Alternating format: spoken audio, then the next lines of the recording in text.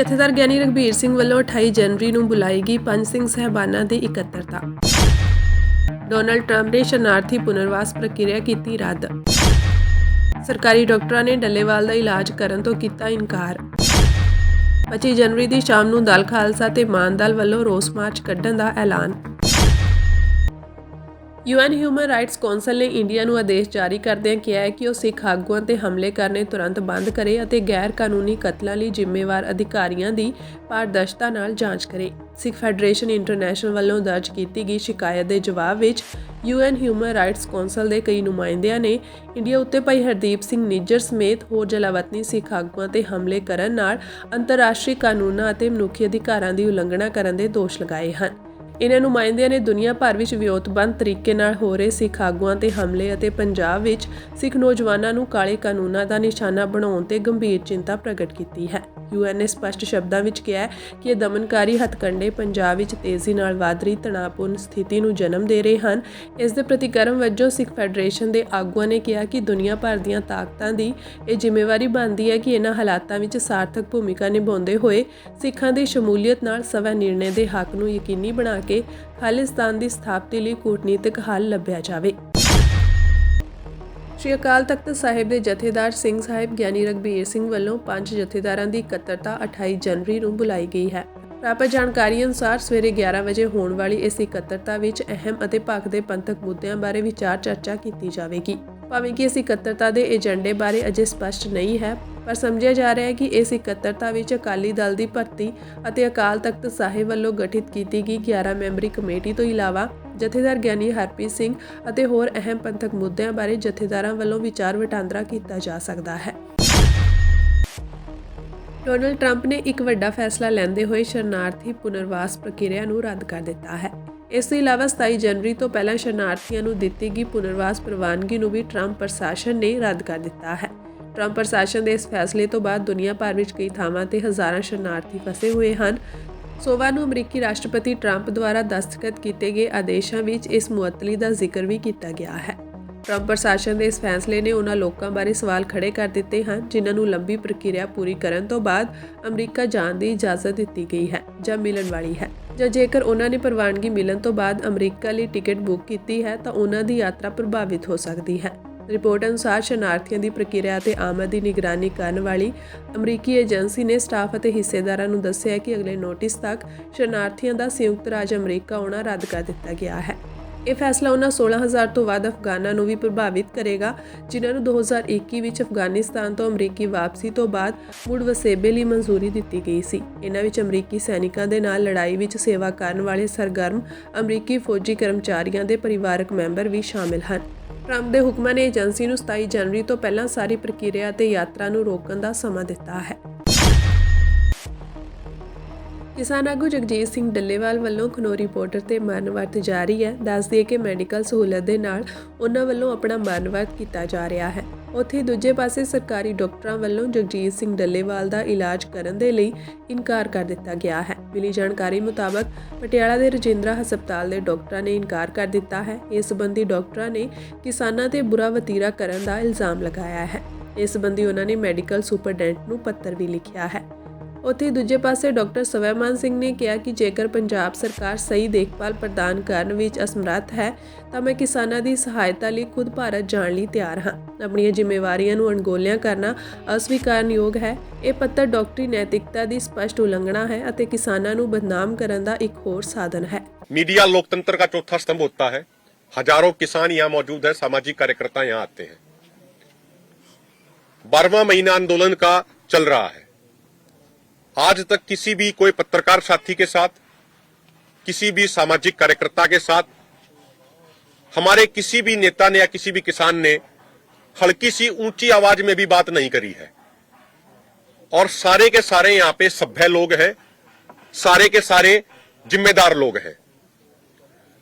तो कोई डॉक्टर अगर किसी से गलती हो गई, उसके बाद उल्टा इस तरीके के झूठे और निराधार आरोप लगाए वो किसी चिट्ठी में लिख के, तो ये तो वही बात होगी जो एक कहावत है कि उल्टा चोर कोतवाल को डांटे। तो ये चीज, इस तरीके की चिट्ठी लिखना और उसको मीडिया में भेजना, ये ठीक नहीं है। कहीं ना कहीं जो उनसे गलती हुई है उस गलती को छिपाने का प्रयास कर रहे हैं। लेकिन हम पुनः एक बात कहेंगे कि जब सीनियर प्रशासनिक अधिकारियों ने और उनके सीनियर डॉक्टरों ने जब माफी मांग ली है, आके डल्लेवाल साहब से भी उन्होंने क्षमा मांगा है, 20 मिनट बैठे हैं, उनसे माफी मांगी है, या फोरम के भी सभी नेताओं से माफी मांगी है, और डॉक्टरों ने और प्रशासनिक अधिकारियों ने यह कहा है कि प्रोफेसर ऑफ मेडिसिन उस रैंक के सीनियर डॉक्टर 24/7 यहाँ पे मौजूद रहेंगे, और भी सीनियर डॉक्टरों की संख्या यहाँ पे बढ़ाई जा रही है, और जो एक अस्थायी हॉस्पिटल है उसको भी यहाँ पे शिफ्ट कर दिया गया है। और उन्होंने ये वायदा किया, उन्होंने ये प्रॉमिस किया है कि आगे इस तरीके से कोई भी किसी भी तरीके की गलती नहीं होगी। उन्होंने एक पक्ष ये भी बताया कि भाई जो आज पूरे देश के पूरी दुनिया की जो नजर है वो सरदार जगजीत सिंह डल्लेवाल जी और उनके संघर्ष के ऊपर है, तो इसलिए उन्होंने एक पक्ष ये भी जताया कि कई बार जब बहुत ही कोई ज्यादा सम्मानित व्यक्ति का जब कोई ट्रीटमेंट कर रहे होते हैं तो कई बार जो उतने ज्यादा अनुभवी डॉक्टर नहीं होते, वेल क्वालिफाइड डॉक्टर जरूर थे लेकिन अनुभवी नहीं थे उतने, तो उनसे चूक हो जाती है कई बार प्रेशर में, घबराहट में। तो हम ये बिल्कुल स्पष्ट कर दें कि जो चिट्ठी में जो उन्होंने बातें लिखी हैं वो बिल्कुल निराधार है, वो बिल्कुल झूठी हैं, और इस तरीके की बयानबाजी चाहे कोई डॉक्टर हो या कोई और व्यक्ति हो, इतने सम्मानित और इतने रिस्पेक्टेड नेता के प्रति और इतने बड़े आंदोलन के प्रति नहीं करनी चाहिए। सरदार जगजीत सिंह डल्लेवाल जी को ये तो है नहीं कि वो कोई 2 महीने 4 महीने से संघर्ष में आए हैं, उनका पूरा जीवन संघर्ष में बीत गया। 44 साल उनके संघर्ष को हो गए हैं, और 44 साल में जो लाखों लोग उनसे मिले हैं वो इस बात का गवाह है कि डल्लेवाल साहब किसी से भी, चाहे कोई एक साधारण कार्यकर्ता हो, चाहे कोई कितना ही बड़ा अधिकारी, कितना ही बड़ा मंत्री हो, उन सब से बड़े ही सभ्य तरीके से, बड़े ही शिष्टाचार के साथ, बड़े ही प्रेम के साथ और बड़े ही विनम्र आवाज में, विनम्र अंदाज में हमेशा मिलते हैं। तो ऐसी जो चिट्ठी है उनकी हम सख्त तौर पे आलोचना करते हैं, उनकी निंदा करते हैं। ਸਿੱਖ ਜਥੇਬੰਦੀ ਦਲ ਖਾਲਸਾ ਅਤੇ ਸ਼੍ਰੋਮਣੀ ਅਕਾਲੀ ਦਲ ਅੰਮ੍ਰਿਤਸਰ ਨੇ ਭਾਰਤ ਦੇ ਗਣਤੰਤਰ ਦਿਵਸ ਦੀ ਪੂਰਵ ਸੰਧਿਆ ਤੇ ਪੰਜਾਬ ਵਿੱਚ ਮਾਝਾ, ਦੁਆਬਾ ਅਤੇ ਮਾਲਵਾ ਖੇਤਰ ਵਿੱਚ ਵਿਸ਼ਾਲ ਪ੍ਰੋਟੈਸਟ ਮਾਰਚ ਕੱਢਣ ਦਾ ਫੈਸਲਾ ਕੀਤਾ ਹੈ। ਇੱਕ ਪ੍ਰੈਸ ਕਾਨਫਰੰਸ ਵਿੱਚ ਦਲ ਖਾਲਸਾ ਦੇ ਕਾਰਜਕਾਰੀ ਪ੍ਰਧਾਨ ਪਰਮਜੀਤ ਸਿੰਘ ਮੰਡ ਅਤੇ ਮਾਨ ਦਲ ਦੇ ਜਨਰਲ ਸਕੱਤਰ ਹਰਪਾਲ ਸਿੰਘ ਬਲੇਰ ਨੇ ਐਲਾਨ ਕਰਦੇ ਹੋਏ ਕਿਹਾ ਕਿ ਇਹ ਵਿਰੋਧ ਪ੍ਰਦਰਸ਼ਨ ਭਾਈ ਹਰਦੀਪ ਸਿੰਘ ਨਿੱਜਰ ਸਮੇਤ ਦੇਸ਼ਾਂ ਵਿਦੇਸ਼ਾਂ ਵਿੱਚ ਸਿੱਖ ਕਾਰਕੁਨਾਂ ਦੀਆਂ ਟਾਰਗੇਟ ਕਿਲਿੰਗਸ, ਪੀਲੀਭੀਤ ਵਿਖੇ ਵਾਪਰਿਆ ਝੂਠਾ ਪੁਲਿਸ ਮੁਕਾਬਲਾ, UAPA ਅਤੇ NSA ਵਰਗੇ ਕਾਲੇ ਕਾਨੂੰਨਾਂ ਰਾਹੀਂ ਕੀਤੀਆਂ ਨਾਜਾਇਜ਼ ਨਜ਼ਰਬੰਦੀਆਂ, ਸਵੈ-ਰਾਜ ਦੀ ਇੱਛਾ ਰੱਖਣ ਵਾਲੀਆਂ ਨਸਲੀ ਘੱਟ ਗਿਣਤੀਆਂ ਨੂੰ ਸਵੈ ਨਿਰਣੈ ਦੇ ਅਧਿਕਾਰ ਤੋਂ ਇਨਕਾਰ ਕਰਨ ਅਤੇ ਭਾਰਤ ਸਰਕਾਰ ਦੀਆਂ ਕਿਸਾਨ ਵਿਰੋਧੀ ਅਤੇ ਕਾਰਪੋਰੇਟ ਪੱਖੀ ਨੀਤੀਆਂ ਦੇ ਵਿਰੋਧ ਵਿੱਚ ਕੀਤਾ ਜਾਵੇਗਾ। ਉਨ੍ਹਾਂ ਕਿਹਾ ਕਿ ਉਨ੍ਹਾਂ ਦੇ ਸੰਗਠਨਾਂ ਦੇ ਕਾਰਕੁਨ 25 ਜਨਵਰੀ ਨੂੰ ਭਾਰਤ ਦੇ ਸੰਵਿਧਾਨਕ ਦਿਵਸ ਦੀ ਪੂਰਵ ਸੰਧਿਆ ਤੇ ਗੁਰਦਾਸਪੁਰ, ਜਲੰਧਰ, ਮਾਨਸਾ ਦੀਆਂ ਸੜਕਾਂ ਤੇ ਰੋਹ ਭਰਪੂਰ ਮਾਰਚ ਕਰਨਗੇ। ਉਨ੍ਹਾਂ ਨੇ ਪੰਜਾਬ ਭਰ ਵਿੱਚ ਲੋਕਾਂ ਨੂੰ ਭਾਰਤੀ ਗਣਤੰਤਰ ਦਿਵਸ ਦੇ ਜਸ਼ਨਾਂ ਦੇ ਬਾਈਕਾਟ ਦਾ ਵੀ ਸੱਦਾ ਦਿੱਤਾ। 26 ਜਨਵਰੀ 1950 ਨੂੰ ਭਾਰਤ ਵੱਲੋਂ ਜੋ ਸੰਵਿਧਾਨ ਭਾਰਤ ਦੇ ਲੋਕਾਂ ਦੇ ਉੱਤੇ ਥੋਪਿਆ ਗਿਆ ਸੀ, ਇੰਪੋਜ਼ ਕੀਤਾ ਗਿਆ ਸੀ, ਪਿਛਲੇ 75-76 ਵਰ੍ਹਿਆਂ ਤੋਂ ਪੰਜਾਬ ਅਤੇ ਵਿਸ਼ੇਸ਼ ਕਰ ਸਿੱਖ ਇਸ ਦੀ ਮਾਰ ਚੱਲ ਰਹੇ ਨੇ। ਬੇਇਨਸਾਫੀਆਂ ਦੀ ਮਾਰ, ਜ਼ਿਆਦਤੀਆਂ ਦੀ ਮਾਰ, ਅਤਿਆਚਾਰਾਂ ਦੀ ਮਾਰ। ਹਿੰਦੁਸਤਾਨ ਦੇ ਹਰ ਹੁਕਮਰਾਨ ਨੇ ਸੰਵਿਧਾਨ ਦੀ ਵਰਤੋਂ ਕਰਕੇ ਅਤੇ ਕਦੇ-ਕਦੇ ਦੁਰਵਰਤੋਂ ਕਰਕੇ ਪਾਰਲੀਮੈਂਟ ਦੇ ਵਿੱਚ ਅਜਿਹੇ ਕਾਲੇ ਕਾਨੂੰਨ ਤੇ ਇਹੋ ਜਿਹੇ ਸਟ੍ਰਿੰਜੈਂਟ ਜਿਹੜੇ ਕਾਨੂੰਨ ਸੀ, ਜਿਹੜੇ ਬਲੈਕ ਲਾਅ ਸੀ, ਜਿਹੜੇ ਕਠੋਰ ਸੀਗੇ, ਉਹਨਾਂ ਨੂੰ ਘੜ ਕੇ ਜਿਹੜੀਆਂ ਕੌਮਾਂ, ਜਿਹੜੀਆਂ ਨਸਲਾਂ ਆਪਣੀ ਆਜ਼ਾਦੀ ਲਈ, ਆਪਣੇ ਸਵੈ ਰਾਜ ਲਈ, ਆਪਣੇ ਰਾਜ ਭਾਗ ਲਈ ਲੜ ਰਹੀਆਂ ਸੀ, ਸੰਘਰਸ਼ ਕਰ ਰਹੀਆਂ ਸੀ, ਉਹਨਾਂ ਦੀਆਂ ਆਵਾਜ਼ਾਂ ਨੂੰ ਕੁਚਲਿਆ ਗਿਆ, ਦਬਾਇਆ ਗਿਆ। ਜੋ ਥੋੜੇ ਬਹੁਤ ਹੱਕ ਮਿਲੇ ਸੀ ਉਹ ਵੀ ਵਾਪਸ ਖੋਹ ਲਏ ਗਏ। ਹੁਕਮਰਾਨਾਂ ਨੇ ਘੱਟ ਗਿਣਤੀ ਕੌਮਾਂ, ਨਸਲੀ ਕੌਮਾਂ ਔਰ ਖਾਸ ਤੌਰ ਤੇ ਜਿਹੜੇ ਪੰਜਾਬ, ਕਸ਼ਮੀਰ, ਜਿਹੜੇ ਬਾਰਡਰ ਸਟੇਟਸ ਨੇ, ਨਾਗਾਲੈਂਡ, ਅਸਾਮ, ਮਨੀਪੁਰ, ਉਹਨਾਂ ਉੱਥੇ ਜਿਹੜੇ ਸੰਘਰਸ਼ ਕਰ ਰਹੇ ਲੋਕ ਸੀ, ਜਿਹੜਾ ਆਪਣੀ ਆਜ਼ਾਦੀ ਦੀ ਤਾਂਘ ਰੱਖ ਰਹੇ ਆਵਾਜ਼ਾਂ ਸੀ, ਉਹਨਾਂ ਨੂੰ ਦਰੜਿਆ। ਸਿੱਖ ਵੀ ਉਹਨਾਂ ਵਿੱਚੋਂ ਆਉਂਦੇ ਨੇ। ਇਸ ਕਰਕੇ ਅਸੀਂ ਪਿਛਲੇ 4 ਦਹਾਕਿਆਂ ਤੋਂ ਖਾਸ ਕਰਕੇ 1984 ਤੋਂ ਭਾਰਤ ਦੇ ਇਹਨਾਂ ਦਿਨਾਂ ਦਾ, ਜਿਹੜੇ ਭਾਰਤ ਦੇ ਨੈਸ਼ਨਲ ਡੇਜ਼ ਨੇ 15 ਅਗਸਤ ਤੇ 26 ਜਨਵਰੀ, ਇਹਨਾਂ ਨੂੰ ਬਲੈਕ ਡੇਜ਼ ਦੇ ਤੌਰ ਤੇ, ਕਾਲੇ ਦਿਨ ਦੇ ਤੌਰ ਤੇ ਮਨਾਉਂਦੇ ਆ ਰਹੇ ਹਾਂ। ਇਹਨਾਂ ਦਾ ਬਾਈਕਾਟ ਕਰਦੇ ਆ ਰਹੇ ਹਾਂ ਔਰ ਆਪਣੀ ਜਿਹੜੀ ਆਜ਼ਾਦੀ ਦੀ ਤਾਂਘ ਹੈ, ਜਿਹੜੀ ਸਵੈ ਰਾਜ ਦੀ ਤਾਂਘ ਹੈ, ਉਸ ਦਾ ਪ੍ਰਗਟਾਵਾ ਕਰਦੇ ਆ ਰਹੇ ਹਾਂ। ਇਸ ਵਾਰ ਵੀ 26 ਜਨਵਰੀ ਨੂੰ, ਕਿਉਂਕਿ ਐਤਵਾਰ ਹੈ, ਸੰਡੇ ਹੈ, ਤੇ ਸਾਰੇ ਬਾਜ਼ਾਰ ਸੰਡੇ ਬੰਦ ਹੁੰਦੇ ਨੇ, ਇਸ ਕਰਕੇ ਸਿਰਫ ਇਸ 26 ਜਨਵਰੀ ਨੂੰ ਬਾਜ਼ਾਰ ਬੰਦ ਹੋਣ ਕਰਕੇ ਅਸੀਂ ਆਪਣੇ ਸਾਰੇ ਪ੍ਰੋਗਰਾਮ ਜਿਹੜੇ ਨੇ 25 ਜਨਵਰੀ ਨੂੰ ਕਰ ਰਹੇ ਹਾਂ। 25 ਜਨਵਰੀ ਨੂੰ ਮਾਲਵਾ, ਦੁਆਬਾ ਤੇ ਮਾਝਾ ਤਿੰਨਾਂ ਖੇਤਰਾਂ ਦੇ ਵਿੱਚ ਇੱਕ ਸ਼ਹਿਰ ਦੇ ਵਿੱਚ ਅਸੀਂ ਪ੍ਰੋਟੈਸਟ ਮਾਰਚ ਕਰਨ ਜਾ ਰਹੇ ਹਾਂ। ਦੋਨਾਂ ਜਥੇਬੰਦੀਆਂ ਦੇ ਕਾਰਕੁਨ ਆਪਣੀ ਜਿਹੜੀ ਸਵੈ ਰਾਜ ਦੀ ਇੱਛਾ ਹੈ, ਜਿਹੜੀ ਆਜ਼ਾਦੀ ਦੀ ਇੱਛਾ ਹੈ, ਉਹਦਾ ਪ੍ਰਗਟਾਵਾ ਕਰਨ ਲਈ, ਤੇ ਜਿਹੜਾ ਹੁਣ ਤੱਕ ਇੱਥੇ ਸਾਨੂੰ ਇਸ ਦੇਸ਼ ਅੰਦਰ ਜੋ ਦਬਾਇਆ ਜਾ ਰਿਹਾ, ਜੋ ਸਾਡੇ ਤੇ ਜ਼ੁਲਮ ਕੀਤੇ ਜਾ ਰਹੇ ਨੇ, ਔਰ ਸਭ ਤੋਂ ਵੱਡਾ ਜਿਹੜਾ ਸਾਡਾ ਡੈਮੋਕ੍ਰੈਟਿਕ ਰਾਈਟ ਹੈ, ਜਿਹੜਾ UN ਦਿੰਦਾ ਹੈ, ਸਵੈ ਨਿਰਣੇ ਦਾ ਹੱਕ, ਉਸ ਨੂੰ ਦੇਣ ਤੋਂ ਜਿਹੜਾ ਸਰਕਾਰ ਇਨਕਾਰੀ ਹੈ, ਹਿੰਦੁਸਤਾਨ ਦਾ ਨਿਜ਼ਾਮ ਇਨਕਾਰੀ ਹੈ, ਉਸ ਮੰਗ ਨੂੰ ਲੈ ਕੇ UN ਅਧੀਨ ਜਿਹੜਾ ਸਵੈ ਨਿਰਣੇ ਦਾ ਹੱਕ, ਉਸ ਮੰਗ ਨੂੰ ਲੈ ਕੇ ਅਸੀਂ ਮਾਰਚ ਕਰਾਂਗੇ।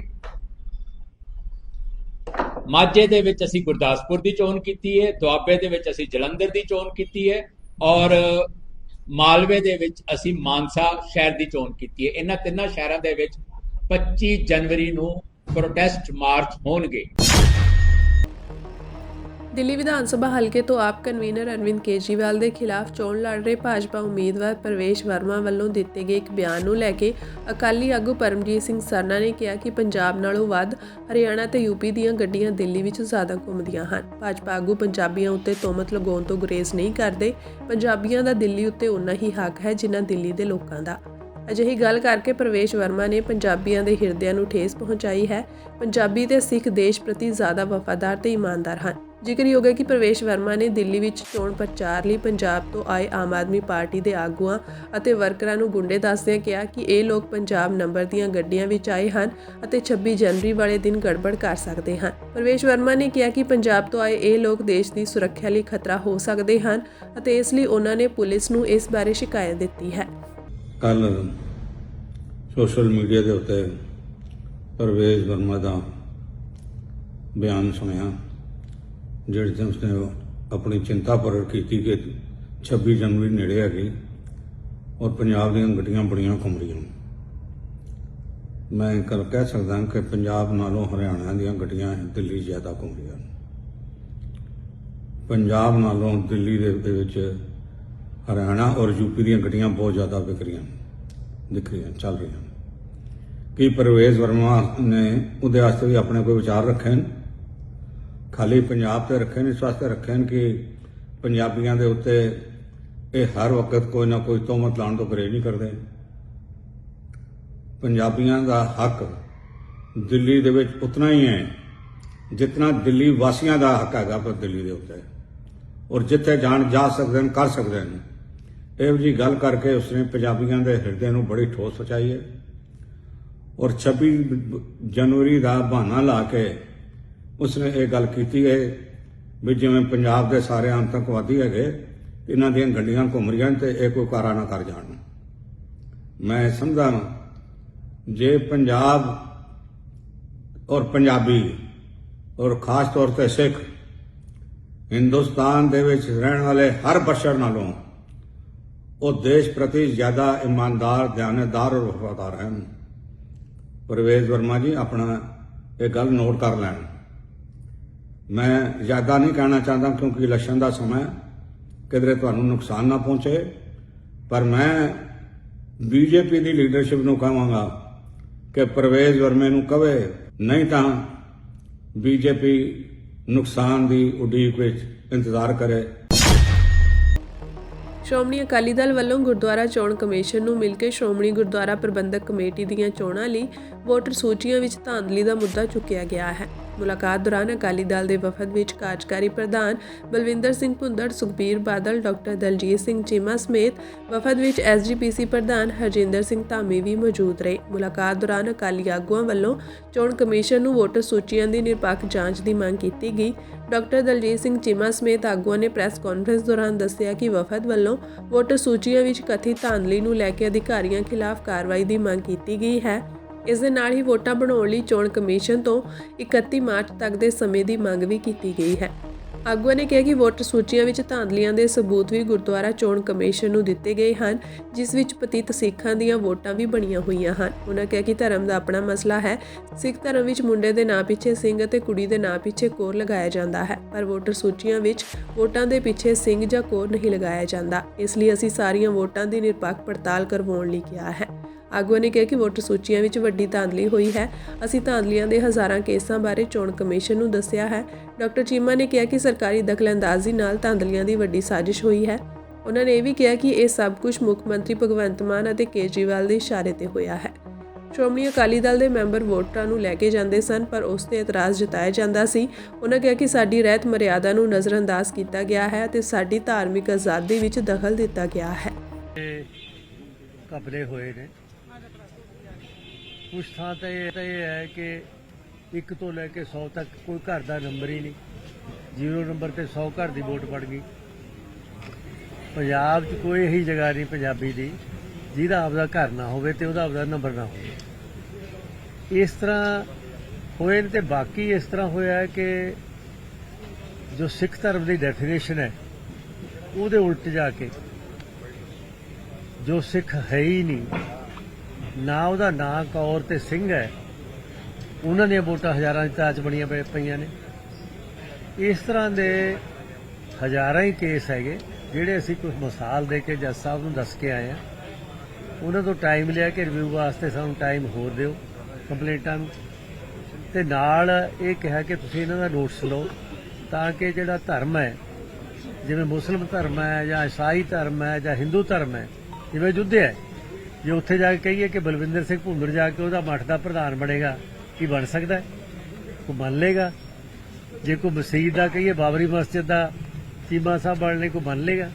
ਤੇ ਫਿਰ ਭਲਾ ਸਿੱਖ ਧਰਮ ਦਾ ਜਿਹੜਾ ਹਰਮੰਦਰ ਸਾਹਿਬ ਦੁਨੀਆ ਦਾ ਸਭ ਤੋਂ ਉੱਚਤਮ ਤੇ ਲੇਟੈਸਟ ਧਰਮ ਹੈ, ਉਹਦੇ 'ਚ ਜਿਹੜੇ ਬੰਦੇ ਉਸ ਧਰਮ 'ਚ ਆਸਥਾ ਹੀ ਨਹੀਂ ਰੱਖਦੇ, ਜਿਨ੍ਹਾਂ ਨੂੰ ਧਰਮ ਦਾ ਗਿਆਨ ਹੀ ਹੈ ਨਹੀਂ, ਅਗਰ ਇਹ ਵੋਟਾਂ ਬਣਾ ਕੇ ਤੇ ਵੋਟਾਂ ਦੇ ਜ਼ਰੀਏ ਉੱਥੇ ਬਣ ਜਾਂਦੇ ਨੇ, ਏਡੂ ਵੱਡਾ ਧੱਕਾ ਕੌਮ ਨਾਲ ਕੋਈ ਹੋ ਨਹੀਂ ਸਕਦਾ। ਇਸ ਕਰਕੇ ਇਹਦੇ ਵਾਸਤੇ ਅਸੀਂ ਸਾਰੇ ਮਿਲ ਕੇ ਆਏ ਹਾਂ ਕਿ ਸਰਕਾਰੀ ਦਖਲਅੰਦਾਜ਼ੀ ਦੇ ਨਾਲ ਸਿੱਖ ਸੰਸਥਾਵਾਂ ਨੂੰ ਖੋਹਣ ਦੀ ਜਿਹੜੀ ਵੱਡੀ ਸਾਜ਼ਿਸ਼ ਹੈ, ਉਹ ਇੱਕ ਵਾਰੀ ਫੇਰ ਇੱਥੇ ਅਰਵਿੰਦ ਕੇਜਰੀਵਾਲ ਦੇ ਹੁਕਮਾਂ ਦੇ ਉੱਤੇ ਭਗਵੰਤ ਮਾਨ ਦੀ ਸਰਕਾਰ ਜਿਹੜੀ ਹੈ, ਉਹ ਦਿੱਲੀ ਵਾਲਿਆਂ ਦੇ ਸਹਿਯੋਗ ਦੇ ਨਾਲ ਉਹਨੂੰ ਸਿਰੇ ਚਾੜਨਾ ਚਾਹੁੰਦੀ ਹੈ। ਜਦੋਂ ਵੋਟਾਂ ਦੀ ਰਜਿਸਟ੍ਰੇਸ਼ਨ ਦਾ ਕੰਮ ਸ਼ੁਰੂ ਹੋਇਆ ਸੀ, ਤੁਹਾਨੂੰ ਯਾਦ ਹੈ ਕਿ ਉਦੋਂ ਵੀ ਅਸੀਂ ਗੁਰਦੁਆਰਾ ਇਲੈਕਸ਼ਨ ਕਮਿਸ਼ਨ ਕੋਲੇ ਜੱਜ ਸਾਹਿਬ ਕੋਲੇ ਆਏ ਸੀ, ਤੇ ਅਸੀਂ ਉਦੋਂ ਸਾਡੀ ਸ਼ਿਕਾਇਤ ਸੀ ਕਿ ਅਸੀਂ ਚਾਹੁੰਦੇ ਹਾਂ ਕਿ ਜੈਨੂਅਨ ਵੋਟਰ ਰਜਿਸਟਰ ਹੋਣ, ਤੇ ਉਹਦੇ ਵਾਸਤੇ ਸੂਬੇ ਦੀ ਸਰਕਾਰ ਜਿਹੜੀ ਆ ਕੋਈ ਸਹਿਯੋਗ ਨਹੀਂ ਕਰ ਰਹੀ। ਸਾਡੇ ਸਿੱਖ ਸੰਸਥਾਵਾਂ, ਗੁਰਦੁਆਰਾ ਕਮੇਟੀਆਂ, ਅਕਾਲੀ ਵਰਕਰ, ਐਸਜੀਪੀਸੀ ਮੈਂਬਰ ਉਹ ਵੋਟਾਂ ਬਣਾ ਕੇ ਲੈ ਕੇ ਜਾਂਦੇ ਸੀ ਤੇ ਅੱਗੇ ਆਨਾਕਾਨੀ ਕੀਤੀ ਜਾਂਦੀ ਸੀ ਕਿ ਕੱਲਾ ਵੋਟਰ ਆਵੇ, ਜਾਣਬੁੱਝ ਕੇ ਡਿਸਕਰੇਜ ਕੀਤਾ ਜਾਂਦਾ ਸੀ। ਫਿਰ ਫੋਟੋ ਦੀ ਸ਼ਰਤ ਲੱਗੀ, ਫਿਰ ਆਧਾਰ ਕਾਰਡ ਦੀ ਸ਼ਰਤ ਲੱਗੀ, ਪਰ ਫਿਰ ਵੀ ਜਿਹੜੀਆਂ ਸਾਰਿਆਂ ਨੇ ਰਲ ਕੇ ਤੇ ਮਿਹਨਤ ਕਰਕੇ ਤੇ ਆਪਣੀਆਂ ਵੋਟਾਂ ਜਿਹੜੀਆਂ ਉਹ ਜਮ੍ਹਾਂ ਕਰਾਈਆਂ ਸੀ ਵੱਖ-ਵੱਖ ਰਿਟਰਨਿੰਗ ਅਫਸਰਾਂ ਕੋਲ। ਹੁਣ ਪਹਿਲਾਂ ਹੈ ਕਿ ਜਿਹੜੀਆਂ ਜੈਨੂਅਨ ਵੋਟਾਂ ਉੱਥੇ ਜਮ੍ਹਾਂ ਹੋਈਆਂ, ਵੱਡੇ ਪੱਧਰ ਦੇ ਉੱਤੇ ਪੰਜਾਬ ਭਰ 'ਚ ਕੰਪਲੇਂਟ ਹੈ ਕਿ ਉਹ ਵੋਟਾਂ ਗਾਇਬ ਹੈ, ਕਿਉਂਕਿ ਇਹਨਾਂ ਨੂੰ ਪਤਾ ਲੱਗ ਗਿਆ, ਕਿਉਂਕਿ ਸਰਕਾਰ ਦੇ ਕੋਲ ਸਾਰਾ ਤੰਤਰ ਹੈ, ਤੇ ਇਹਨਾਂ ਨੂੰ ਲੱਗਿਆ ਵੀ ਇਹ ਵੋਟਾਂ ਜਿਹੜੀਆਂ ਨੇ ਇਹ ਜੈਨੂਅਨ ਵੋਟਾਂ ਨੇ। ਜੇ ਇਹ ਵੋਟਾਂ ਪਈਆਂ ਤੇ ਫਿਰ ਤੇ ਸਾਡੀ ਗੱਲ ਨਹੀਂ ਬਣਨੀ ਜੋ ਕੁਝ ਅਸੀਂ ਕਰਨਾ ਚਾਹੁੰਦੇ ਹਾਂ। ਤੇ ਅਖੀਰਲੇ ਦਿਨਾਂ ਦੇ ਵਿੱਚ ਸਰਕਾਰਾਂ ਦੀਆਂ ਬੀਐਲਓ ਨੂੰ ਹਦਾਇਤਾਂ ਚਲੇਗੀਆਂ ਕਿ ਹੁਣ ਦੇਖਣ ਦੀ ਕੋਈ ਲੋੜ ਨਹੀਂ, ਆਪਣੀਆਂ ਵੋਟਰ ਲਿਸਟਾਂ ਚੱਕੋ ਤੇ ਇਹਨਾਂ ਤੋਂ ਇਲਾਵਾ ਜਿਹੜੇ ਬਾਕੀ ਆ, ਭਾਵੇਂ ਗੈਰ ਸਿੱਖ ਹੈ, ਭਾਵੇਂ ਪਤਿਤ ਹੈ, ਭਾਵੇਂ ਨਾਨ ਐਲੀਜੀਬਲ ਬੰਦਾ, ਉਹਨੂੰ ਜਿਵੇਂ ਮਰਜ਼ੀ, ਭਾਵੇਂ ਉਹਨੇ ਅਪਲਾਈ ਨਹੀਂ ਵੀ ਕੀਤਾ, ਇਹ ਵੀ ਕੰਪਲੇਂਟ ਹੈ ਕਿ ਜਿਨ੍ਹਾਂ ਨੇ ਫਾਰਮ ਵੀ ਨਹੀਂ ਭਰਿਆ, ਪਹਿਲਾਂ ਤਾਂ ਫਾਰਮ ਵੀ ਸੀ, ਨਾਲ ਉਹਦੇ ਆਧਾਰ ਕਾਰਡ ਵੀ ਸੀ, ਨਾਲ ਫੋਟੋ ਵੀ ਸੀ, ਤੇ ਅਖੀਰ ਦੇ ਉੱਤੇ ਇੰਨੀ ਖੁੱਲੀ ਛੁੱਟੀ ਹੋ ਗਈ ਵੀ ਹੁਣ ਫਾਰਮ ਦੀ ਵੀ ਲੋੜ ਨਹੀਂ, ਤੇ ਤੁਸੀਂ ਚੱਕ ਕੇ ਜਾ ਕੇ ਤੇ ਵੋਟਾਂ ਉਹ ਬਣਾ ਦਿਓ। ਇਸ ਕਰਕੇ ਇਹ ਸਾਰੇ ਅਸੀਂ ਜੋ ਕੱਲ ਸਾਡੇ ਐਸਜੀਪੀਸੀ ਮੈਂਬਰ ਸਾਹਿਬਾਨਾਂ ਨੇ ਸਬੂਤ ਦਿੱਤੇ ਸੀ, ਉਹ ਕੱਲਾ ਕੱਲਾ ਮਾਰਕ ਕਰਕੇ ਤੇ ਉਹ ਜੱਜ ਸਾਹਿਬ ਨੂੰ ਦੇ ਕੇ ਆਏ। ਤੇ ਵੱਡੀ ਜਿਹੜੀ ਗੱਲ ਹੈ ਕਿ ਸਾਡੇ ਧਰਮ ਦਾ, ਸਾਡਾ ਫੰਡਾਮੈਂਟਲ ਜਿਹੜਾ ਰਿਲੀਜਨ ਦਾ, ਸਾਡੀ ਰਹਿਤ ਮਰਿਆਦਾ ਦਾ ਜਿਹੜਾ ਬੇਸਿਕ ਕੁਐਸਚਨ ਹੈ, ਉਹਨੂੰ ਨਜ਼ਰ ਅੰਦਾਜ਼ ਕੀਤਾ ਜਾਵੇ ਤੇ ਇਹ ਸਾਡੇ ਜਿਹੜੀ ਫਰੀडम ਆਫ ਰਿਲੀਜਨ ਹੈ, ਇਹ ਮੈਂ ਸਮਝਦਾ ਉਹਦੇ ਉੱਤੇ ਬਹੁਤ ਵੱਡਾ ਡਾਕਾ। ਇਹ ਹੁਣ ਸਿੱਖ ਰਹਿਤ ਮਰਿਆਦਾ, ਇਹ ਸ਼੍ਰੋਮਣੀ ਗੁਰਦੁਆਰਾ ਪ੍ਰਬੰਧਕ ਕਮੇਟੀ ਦੀ ਜਿਹੜੀ ਜਾਰੀ ਕੀਤੀ ਹੋਈ ਇਹ ਰਹਿਤ ਮਰਿਆਦਾ, ਇਹ ਸਾਰੀ ਦੁਨੀਆ ਦੇ ਵਿੱਚ ਕਿਤੇ ਵੀ ਕੋਈ ਸਿੱਖ ਬੈਠਾ ਤੇ ਇਸ ਰਹਿਤ ਮਰਿਆਦਾ ਨੂੰ ਜਿਹੜਾ ਉਹਦੇ ਮੁਤਾਬਕ ਚੱਲਦਾ। ਅੱਜ ਕਿਸਾਨਾਂ ਨੇ ਖਨੌਰੀ ਬਾਰਡਰ ਤੇ ਅਹਿਮ ਪ੍ਰੈਸ ਕਾਨਫਰੰਸ ਕੀਤੀ। ਪ੍ਰੈਸ ਕਾਨਫਰੰਸ ਵਿੱਚ ਕਿਸਾਨ ਆਗੂਆਂ ਨੇ ਬੋਲਦਿਆਂ ਕਿਹਾ ਕਿ ਕਿਸਾਨੀ ਮੋਰਚਾ ਇੱਕ ਕਦਮ ਅੱਗੇ ਵਧਿਆ ਹੈ। ਗੁਰੂ ਸਾਹਿਬ ਦੀ ਕਿਰਪਾ ਨਾਲ ਜਿਹੜੀਆਂ ਸਰਕਾਰਾਂ ਮੋਰਚੇ ਖਿਲਾਫ ਸਾਜ਼ਿਸ਼ਾਂ ਰਚ ਰਹੀਆਂ ਸਨ, ਉਹ ਹੁਣ ਗੱਲਬਾਤ ਲਈ ਤਿਆਰ ਹੋ ਗਈਆਂ ਹਨ। ਇਹ ਸਭ ਕੁਝ ਗੁਰੂ ਸਾਹਿਬ ਦੀ ਕਿਰਪਾ ਨਾਲ ਹੋ ਰਿਹਾ ਹੈ, ਇਸ ਲਈ ਗੁਰੂ ਸਾਹਿਬ ਦਾ ਸ਼ੁਕਰਾਨਾ ਕਰਨਾ ਬਣਦਾ ਹੈ। ਜਗਜੀਤ ਸਿੰਘ ਡੱਲੇਵਾਲ ਦੀ ਸਿਹਤਯਾਬੀ ਅਤੇ ਕਿਸਾਨਾਂ ਦੀ ਜਿੱਤ ਦੀ ਕਾਮਨਾ ਕਰਦੇ ਹੋਏ 28 ਜਨਵਰੀ ਨੂੰ ਖਨੌਰੀ ਬਾਰਡਰ ਵਿਖੇ ਸ੍ਰੀ ਅਖੰਡ ਪਾਠ ਸਾਹਿਬ ਪ੍ਰਕਾਸ਼ ਕਰਵਾਏ ਜਾਣਗੇ ਤੇ 30 ਜਨਵਰੀ ਨੂੰ ਸ੍ਰੀ ਅਖੰਡ ਪਾਠ ਸਾਹਿਬ ਦੇ ਭੋਗ ਪਾਏ ਜਾਣਗੇ। ਅਸੀਂ ਕਿਸਾਨਾਂ ਨੂੰ ਅਪੀਲ ਕਰਦੇ ਹਾਂ ਕਿ ਵੱਧ ਤੋਂ ਵੱਧ ਕਿਸਾਨ ਇੱਥੇ ਪਹੁੰਚਣ ਤੇ ਕਿਸਾਨਾਂ ਦੇ ਮੋਰਚੇ ਦੀ ਫਤਿਹ ਲਈ ਅਰਦਾਸ ਕਰਨ। ਕਿਸਾਨ ਆਗੂਆਂ ਨੇ ਕਿਹਾ ਕਿ 25 ਜਨਵਰੀ ਨੂੰ ਮੁਹਾਲੀ ਵਿਖੇ ਬੰਦੀ ਸਿੰਘਾਂ ਦੀ ਰਿਹਾਈ ਲਈ ਹੋ ਰਹੀ ਪੰਚਾਇਤ ਵਿੱਚ ਐਸਕੇਐਮ ਗੈਰ ਸਿਆਸੀ ਆਗੂ ਸ਼ਮੂਲੀਅਤ ਕਰਨਗੇ। 13 ਫਰਵਰੀ ਨੂੰ ਮੋਰਚੇ ਦੇ 1 ਸਾਲ ਪੂਰਾ ਹੋਣ ਤੇ ਖਨੌਰੀ ਬਾਰਡਰ ਵਿਖੇ ਵੱਡਾ ਪ੍ਰੋਗਰਾਮ ਕਰਵਾਇਆ ਜਾਵੇਗਾ। ਇਸ ਸੰਬੰਧੀ ਖਨੌਰੀ ਅਤੇ ਸ਼ੰਭੂ ਸਰਹੱਦੀ ਖੇਤਰਾਂ ਦੇ ਆਗੂਆਂ ਦੀ ਮੀਟਿੰਗ ਤੋਂ ਬਾਅਦ 13 ਫਰਵਰੀ ਤੋਂ ਪਹਿਲਾਂ 2-3 ਹੋਰ ਵੱਡੇ ਐਕਸ਼ਨ ਪਲਾਨ ਦਾ ਐਲਾਨ ਵੀ ਕੀਤਾ ਜਾਵੇਗਾ। ਇਸ ਦੇ ਨਾਲ ਹੀ ਉਹਨਾਂ ਨੌਜਵਾਨਾਂ ਨੂੰ 26 ਜਨਵਰੀ ਨੂੰ ਟਰੈਕਟਰ ਮਾਰਚ ਵਿੱਚ ਹਿੱਸਾ ਲੈਣ ਲਈ ਕਿਹਾ। ਆਪ ਜੀਆਂ ਨੇ ਦੇਖ ਹੀ ਲਿਆ ਕਿ ਚਾਹੇ ਕਿੰਨੀ ਵੀ ਸਿਹਤ ਪੱਖੋਂ ਕਮਜ਼ੋਰੀ ਹੈ, ਜਦੋਂ ਕੱਲ ਲੈ ਕੇ ਆਉਣ ਲੱਗੇ ਸੀ ਪ੍ਰਧਾਨ ਜੀ ਨੂੰ ਉੱਥੋਂ, ਜਿਸ ਟਰਾਲੀ ਦੇ ਵਿੱਚ 58 ਦਿਨ ਰਹੇ ਆ ਇੱਥੇ ਵੈਂਟੀਲੇਟਡ ਏਰੀਆ ਵਿੱਚ, ਸਨਲਾਈਟ ਏਰੀਆ ਦੇ ਵਿੱਚ, ਜਦੋਂ ਇੱਥੇ ਲੈ ਕੇ ਆਉਣ ਲੱਗੇ ਸੀ ਤਾਂ ਸਭ ਤੋਂ ਪਹਿਲਾਂ ਪ੍ਰਧਾਨ ਜੀਆਂ ਨੇ ਇਹ ਇੱਛਾ ਪ੍ਰਗਟ ਕੀਤੀ ਕਿ ਆਪਾਂ ਸਾਹਿਬ ਸ੍ਰੀ ਗੁਰੂ ਗ੍ਰੰਥ ਸਾਹਿਬ ਮਹਾਰਾਜ ਜੀਆਂ ਨੂੰ ਨਤਮਸਤਕ ਹੋਣਾ। ਸੋ ਇਹਨਾਂ ਪ੍ਰਧਾਨ ਜੀਆਂ ਦੇ ਇਸੇ ਦ੍ਰਿੜ ਭਰੋਸੇ ਨੂੰ ਦੇਖਦੇ ਹੋਏ ਇਹ ਫੈਸਲਾ ਲਿਆ ਗਿਆ ਹੈ ਕਿ 28 ਜਨਵਰੀ ਨੂੰ ਸਾਹਿਬ ਸ੍ਰੀ ਗੁਰੂ ਗ੍ਰੰਥ ਸਾਹਿਬ ਮਹਾਰਾਜ ਜੀਆਂ ਦੇ ਅਖੰਡ ਪਾਠ ਸਾਹਿਬ ਇੱਥੇ ਮੋਰਚੇ ਤੇ ਖਨੌਰੀ ਵਿਖੇ ਹੀ ਪ੍ਰਾਰੰਭ ਹੋ, ਜਿਨ੍ਹਾਂ ਦੇ ਭੋਗ 30 ਜਨਵਰੀ ਨੂੰ ਸ਼ਰਧਾ ਪੂਰਵਕ ਪਾਏ ਜਾਣਗੇ।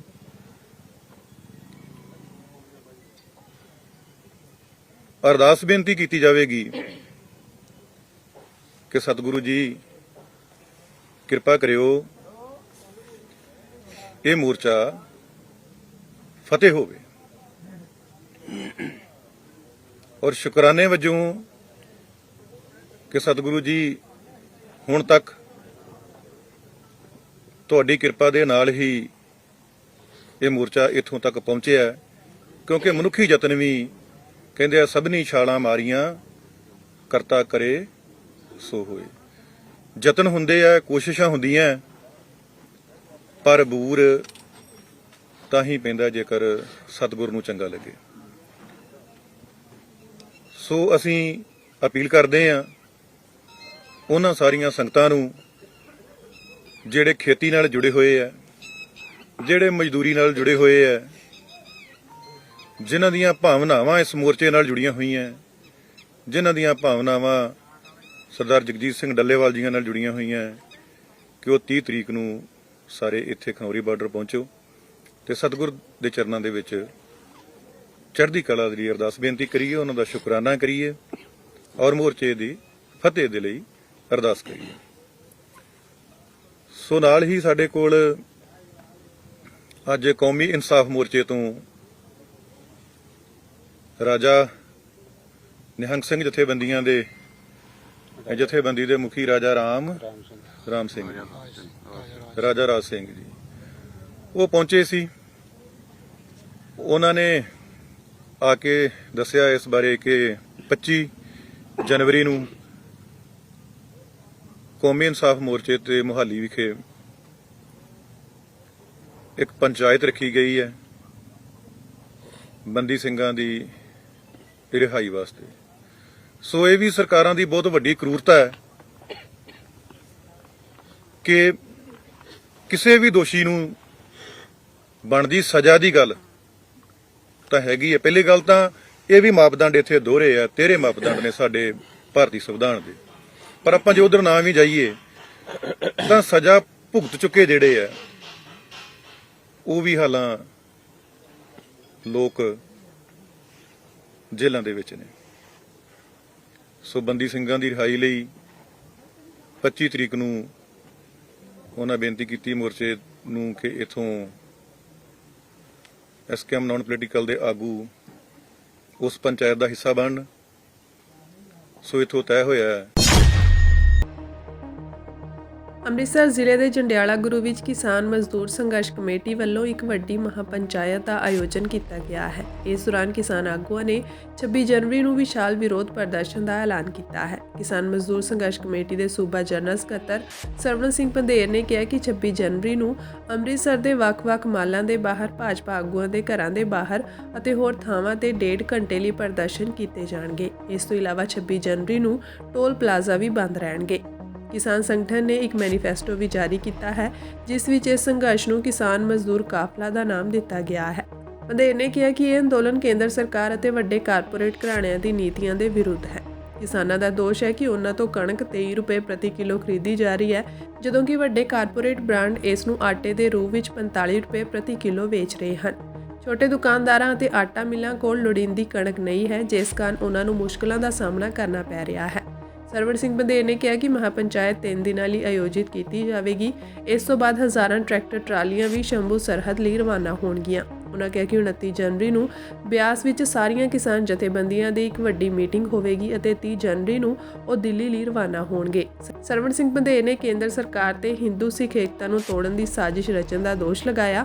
ਕਿਸਾਨ ਆਗੂਆਂ ਨੇ ਕਿਹਾ ਕਿ ਉਹ ਕੇਂਦਰ ਸਰਕਾਰ ਅਤੇ ਕਾਰਪੋਰੇਟ ਘਰਾਣਿਆਂ ਵਿਰੁੱਧ ਆਪਣੀ ਲੜਾਈ ਜਾਰੀ ਰੱਖਣਗੇ ਅਤੇ ਜਨਤਾ ਨੂੰ ਸਮਰਥਨ ਦੀ ਅਪੀਲ ਵੀ ਕੀਤੀ। 19-20 ਦਿਨਾਂ ਬਾਅਦ 1 ਸਾਲ ਪੂਰਾ ਕਰਨ ਜਾ ਰਿਹਾ ਹੈਗਾ ਔਰ ਇਸ 1 ਸਾਲ ਦੇ ਵਿੱਚ ਬਹੁਤ ਸਾਰੇ ਜਿਹੜੇ ਉਤਾਰ ਚੜਾਅ ਆਪਾਂ ਦੇਖੇ ਆ। ਇਸ ਵੇਲੇ ਅੰਦੋਲਨ ਆਪਣਾ ਬੁਲੰਦੀਆਂ ਨੂੰ ਛੂ ਰਿਹਾ ਹੈਗਾ। ਉੱਤਰ ਭਾਰਤ ਨਹੀਂ ਪੂਰੇ ਭਾਰਤ ਦੇ ਵਿੱਚ ਕਿਸਾਨਾਂ ਮਜ਼ਦੂਰਾਂ ਦੇ ਵਿੱਚ ਇਸ ਅੰਦੋਲਨ ਨੇ MSP ਲੀਗਲ ਗਰੰਟੀ ਕਾਨੂੰਨ ਦੀ ਜਿਹੜੀ ਗੱਲ ਆ ਉਹ ਚੁੱਲ੍ਹੇ ਤੱਕ ਪਹੁੰਚਾਈ ਹੈਗੀ ਆ। ਕਿਸਾਨਾਂ ਦੇ ਜਿਹੜਾ ਵਾ ਕਿਸਾਨ ਤੇ ਮਜ਼ਦੂਰ ਦੇ ਉੱਤੋਂ ਕਰਜ਼ ਮੁਕਤ ਕਰਨਾ ਇਹ ਵੀ ਵੱਡੇ ਪੱਧਰ ਤੇ ਮੰਗ ਨੂੰ ਉਭਾਰ ਰਿਹਾ ਹੈਗਾ। ਇਦੋਂ ਗਾਹਾਂ ਮਜ਼ਦੂਰਾਂ ਦੀ 200 ਦਿਨ ਨਰੇਗਾ ਚੰਗੀ ਦਿਹਾੜੀ ਫਸਲੀ ਬੀਮਾ ਯੋਜਨਾ ਸਰਕਾਰ ਆਪਣੇ ਦਮ ਤੇ ਕਰੇ, ਨਾ ਕਿ ਕਾਰਪੋਰੇਟ ਘਰਾਣੇ ਕਰਨ। ਲਖੀਮਪੁਰ ਖੀਰੀ ਦਾ ਇਨਸਾਫ ਸਾਰੇ ਜਿਹੜੇ ਕੇਸ ਪਾਏ ਗਏ ਆ ਉਹ ਵਾਪਸ ਲੈਣ ਦੀ ਗੱਲ ਹੈਗੀ ਆ।